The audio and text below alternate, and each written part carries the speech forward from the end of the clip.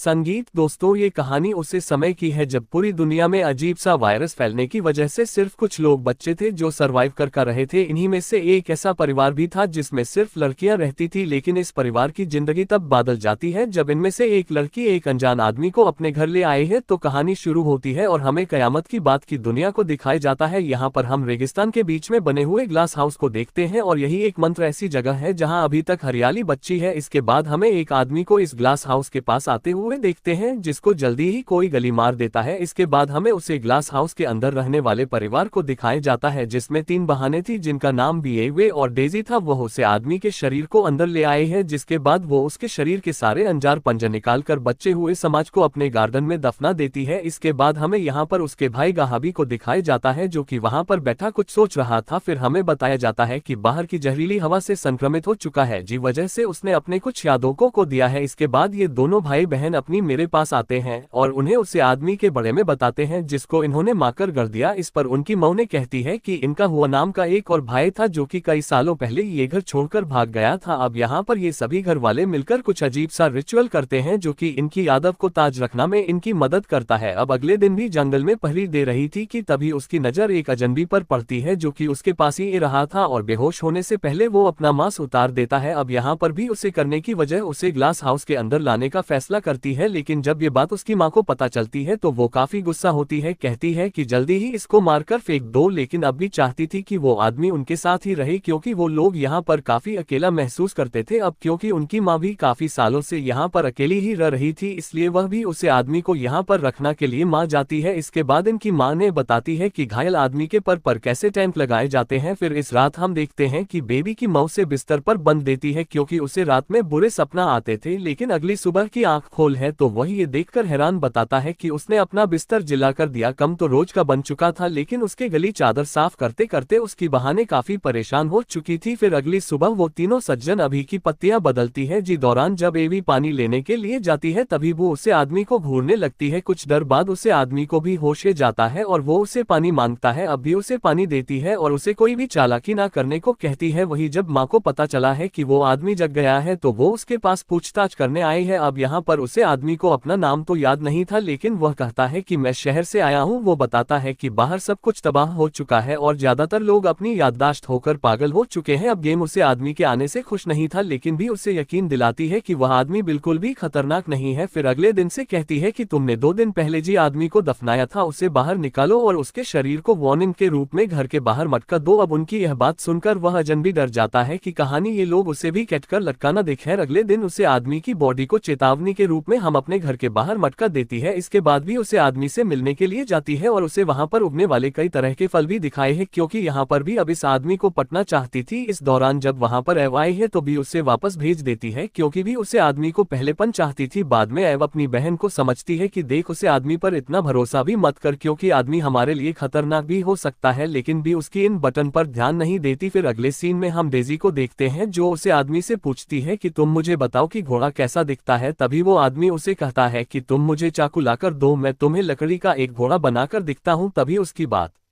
माँ कर देसी बगीचे में जाकर अपनी बहनों से छुपाते छुपाते एक चाकू को उठा ले आई है। फिर जब आदमी लकड़ी से घोड़ा बना रहा था तभी बेबी वहां पर उसे देख रहा होता है। फिर वो आदमी को सीखने लगता है कि टुकड़ों को कैसे जोड़ना है। जी पर बेबी भी वैसा ही करता है, लेकिन जब वो ऐसा नहीं कर पाता तो वह गुस्से में वहां पर तोड़ मचान शुरू कर देता है। अब अपने भाई का पागलपन देखकर देसी उसे आदमी को खोल देती है ताकि वह उसके भाई को कंट्रोल कर सके। तभी यह सब देखकर उनकी माँ को भी यकीन हो जाता है कि अजनबी उनके लिए खतरा नहीं है, इसलिए वह उसे भी अपने परिवार में आजादी से रहने देने का फैसला करती है। फिर अगले सीन में हम देखते हैं कि रात हो जाती है और वो आदमी बीच से मिलने उसके कमरे में जाता है, पर तभी भी उसे ह्यूगो का कर बुलाती है। इस पर वो आदमी कहता है कि मैं ह्यूगो नहीं हो सकता क्योंकि मैं तुमको अपनी बहन नहीं मानता और ना ही मैं तुम्हारे लिए ऐसा महसूस करता हूँ। फिर अगले दिन बिहू आदमी से ब्रश लाने को कहती है, जिसके बाद जब वो आदमी ब्रश लेने जाता है तो वहां पर एव को एक बॉक्स पकड़े हुए देखा है। अब बीबी यहाँ पर उसे आदमी से काफी नाराज थी क्योंकि वह बाकी की दोनों बहनों के साथ तो काफी समय बीता रहा था, लेकिन उसने अब तक उससे बात तक नहीं की थी। फिर इसके बाद उनकी माँ उसे आदमी से मिलने के लिए उसके पास आए है और वो उसे कहती है कि आदमी इतने शरीफ तो कभी नहीं होते, जरूर तुम कुछ ना कुछ हमसे चाहते होंगे, शायद तुम बी के साथ इंटीमेट होकर उसे प्रेग्नेंट करना चाहते हो। वह कहती है कि तुम चाहे तो उसके साथ इंटीमेट हो सकते हो, लेकिन याद रखना अगर तुम उसके साथ इंटीमेट हुए तो तुम्हें मेरे साथ भी इंटीमेट होना पड़ेगा। फिर अगले दिन बीबी को देखते हैं जो कि गार्डन में उसे आदमी और अपनी बहन बी को इंटीमेट होते हुए देख लेती है। अभी देखकर उसे अचानक से याद आता है कि उसने एक दिन बी को अपने भाई ह्यूगो के साथ भी इंटीमेट होते हुए देखा था और यही समय पता चला है कि बी उसे आदमी को क्यों बनाना चाह रही थी। तभी इंटीमेट होते हुए जब उसे आदमी की नजर एवी पर पड़ती है तो वहां से भाग जाती है। फिर बाद में वो आदमी एफ के पास आता है और उससे बात करने की कोशिश करता है, लेकिन यहाँ पर एवं से धमकाने लगती है कि मैं तेरी सारी चालीस समझ रही हूँ, लेकिन याद रखना तुम मुझे कभी भी कर नहीं सकते। ये भी उसे कहती है कि पहले से ही दिमाग से पैदल है और उसका दिमाग कमजोर है, इसलिए उसे कोई फर्क नहीं पड़ता कि उसके साथ कौन इंटीमेट हो रहा है। फिर यह कहकर जब विवाह से चली जाती है तो उसे आदमी को वहां पर एव का एक बॉक्स मिलता है जिसमें उसे एक नेकलेस भी मिलता है। अब ये देखकर उसे एक आइडिया आता है और वह नेकलेस को चुरा लेता है, जिसके बाद वो सभी से कहता है कि उसे यह नेकलेस उसकी माँ ने दिया था। अब उसकी हरकतें देखकर इजी समझ जाती है कि यह लोग जी पर भरोसा कर रहे हैं, वह तो एक नंबर का गद्दार है। फिर वह सभी से खाने लगती है कि यह आदमी गद्दार है, लेकिन तभी भी बचाव करते हुए कहती है कि तो बस इस आदमी से जलन हो रही है क्योंकि वो इसे भाव नहीं देता। अभी सुनकर उसकी माँ भी पर गुस्सा करने लगती है और कहती है कि तुम सभी बहनों में सबसे बड़ी थी, इसलिए मुझे तुम पर ज्यादा भरोसा था, लेकिन जब से तुम अपने भाई लोगों के साथ ही इंटीमेट हुई हो तब से तुमने हमारी सारी उम्मीदें तोड़ दी है। अब जैसे जैसे दिन बीते हैं वो आदमी उनका भरोसा जीतने के लिए उनकी माँ से उसको और भी ज्यादा कम देने को कहता है। जी पर उसकी माँ कहती है कि तुम चिंता मत करो, तुम वैसे ही यहाँ पर कुछ ही दोनों के मेहमान हो। फिर इसके बाद मैं भी से कहती है कि तुम्हें हमें और उसे अजनबी में से किसी एक को चुना होगा, क्योंकि हमारे पास जितने भी पेड़ पौधे हैं उससे ज्यादा लोगों का पेट नहीं भर जा सकता। अब ये सुनकर भी परेशान हो जाती है क्योंकि वह आदमी को खोना नहीं चाहती थी, इसलिए वह उसे कहती है कि अगर तुम यहाँ से जाओगे तो मैं भी तुम्हारे साथ चलूंगी। इसके बाद हम बेबी को देखते हैं जो कि बीबी के बिस्तर पर चढ़कर उसके साथ इंटीमेट होने की कोशिश करता है, लेकिन उसे रोक देती है क्योंकि उसका ये सब करने का भी मूड नहीं था। फिर जब इस बड़े में उसे अजनबी को पता चला है तो वो बीबी से कहता है कि तुम्हें अपने भाई की देख करने की कोई जरूर नहीं है क्योंकि अब वो दिमाग से पूरी तरह पैदल हो चुका है। इसके बाद वो उनकी माँ से मिलता है और उसे कहते हैं कि जेबी पागल होता जा रहा है, कल ही उसने अपनी बहन के साथ इंटीमेट होने की कोशिश